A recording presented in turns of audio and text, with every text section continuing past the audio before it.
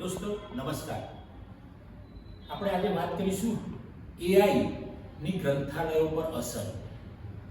AI artificial intelligence ગ્રંથાલયો પર કેવી અસર પડી. જુદી જુદી એપ્લિકેશન આવી છે, ચેટ જીપીટી, જેમિની, ક્લોડ, આવી ઘણી બધી આવી એપ્સ છે. ઘણી તો ઘણી બધી નીકળશે, હજુ બનશે પણ ખરી જુદી જુદી એપ્સ. તો મિત્રો, આપણે એવું લાગે છે કે ભાઈ ગ્રંથાલયો પર એની નેગેટિવ કે પોઝિટિવ અસર પડશે. મારું એવું માનવું છે કે ગ્રંથાલયમાં જો ટેકનોલોજી વધશે, ટેકનોલોજીનો વધારો થશે તો ગ્રંથાલયનો વિકાસ થશે. ગ્રંથાલયો ઇન્ફોર્મેશન સેન્ટર, ડોક્યુમેન્ટ સેન્ટર, આવા જુદા જુદા પ્રકારના જે સેન્ટર છે નોલેજના, માહિતીના, એનો વિકાસ થશે, અટકશે નહીં. મિત્રો, ઘણી અફવાઓ ફેલાય છે કે એ આવ્યા પછી લાઇબ્રેરીમાં આમ થશે, લાઇબ્રેરીમાં તેમ થશે. ના, સારી બાબત જ થશે.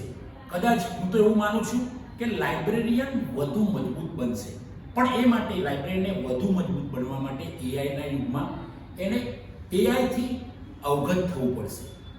એઆઈના શોર્ટ ટર્મ કોર્સ હોય, એઆઈની કોઈ ટ્રેનિંગ હોય, તો આ ટ્રેનિંગ લઈને એ વાચકને સરસ માહિતી પૂરી પાડશે, ઝડપી માહિતી પૂરી પાડશે, ઇન્સ્ટન્ટ માહિતી પૂરી પાડશે અને જે તે વ્યક્તિને એની જગ્યાએ માહિતી પહોંચાડી શકશે.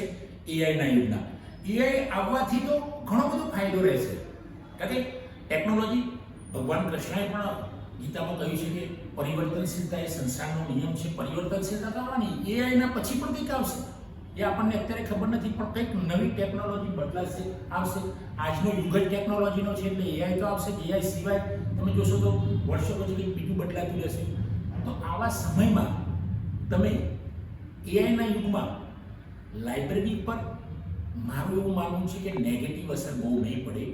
કેમ કે નહીં પડે એટલે હું તો એવું જ કહું છું કે જો લાઇબ્રેરિયન પ્રોફેશનલ, લાઇબ્રેરી ફિલ્ડના પ્રોફેશનલ, પ્રોફેસર કોઈ પણ હોય, વિદ્યાર્થીઓ હોય, તો જો એ એઆઈથી સરસ રીતે મિત્રતા કરશે, એની જોડે ઠીક એક શીખશે નવું, તો એ ક્યારેય નેગેટિવ ઇફેક્ટ નહીં પડે. કારણ કે એઆઈ એક વસ્તુ એવી છે કે તમે જો તમે પ્રોમ્પ્ટ કરી, આપણે એઆઈમાં જઈશું, ચેટ જીપીટીમાં, ગમે તે જેમિનીમાં, તો તાત્કાલિક તમને માહિતી મળી જાય છે.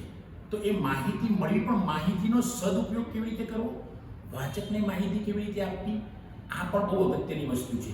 જો માહિતીને તમે વ્યવસ્થિત રીતે સમજીને એઆઈ દ્વારા વાચકને, યુઝરને, તમારા કસ્ટમરને આપશો તો એઆઈ તમને નુકસાન નહીં કરે.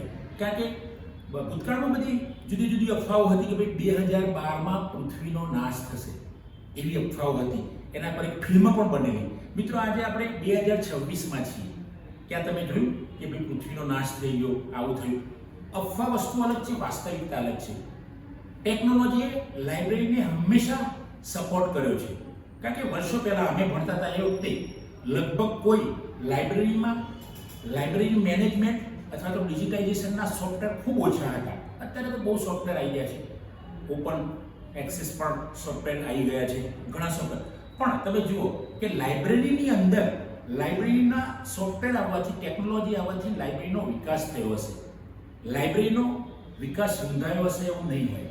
તો મિત્રો, આપ સૌને એવું કહું છું કે જે પણ વિદ્યાર્થી મિત્રો લાઇબ્રેરી ફિલ્ડમાં છે, જે લાઇબ્રેરી પ્રોફેશનલ્સ છે, જે ટીચિંગ ફિલ્ડમાં છે, અથવા કોઈ પણ લાઇબ્રેરી સાથે સંકળાયેલી કોઈ પણ વ્યક્તિ છે, એને એવી વિચારવાની જરૂર નથી કે એઆઈ આવવાથી લાઇબ્રેરિયનનો હોદ્દો અથવા તો લાઇબ્રેરીના જુદા જુદા જે હોદ્દાઓ છે એ નહીં ભરાય, એની જગ્યાઓ નહીં ભરાય, આમ થશે. એ ખોટી વસ્તુ છે.